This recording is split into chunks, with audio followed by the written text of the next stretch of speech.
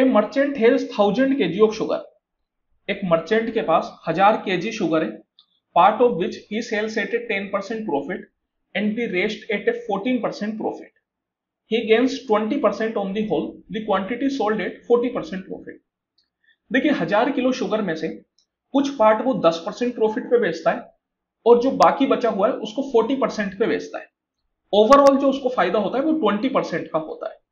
तो इस तरीके के क्वेश्चंस को आप मिक्सचर एंड एलिगेशन के कंसेप्ट से कीजिए। सबसे पहले आपको क्या करना है, सबसे पहला जो थोड़ा बहुत जो पार्ट उसने बेचा वो 10% प्रॉफिट पे बेचा, तो यहां लिख लीजिए 10%, बाकी बचा हुआ उसने 40% पे बेच दिया और ओवरऑल जो फायदा मिला वो 20% का मिला। तो यहां पे आप इस तरीके से एरो बना लीजिए, जिस डायरेक्शन में एरो जा रहा है उसी डायरेक्शन में अपन को सब्ट्रैक्ट करना है। 40 में से 20 गए तो 20 और 20 में से 10 गए तो 10।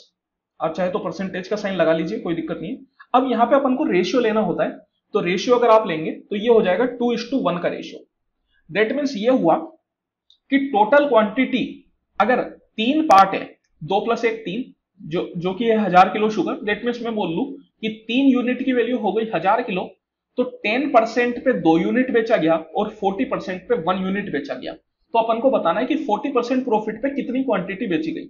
40% पे 1 यूनिट बेची गई, तो 1 यूनिट की वैल्यू अपन को बतानी है। 1 यूनिट हो जाएगा आपके पास 1000/3।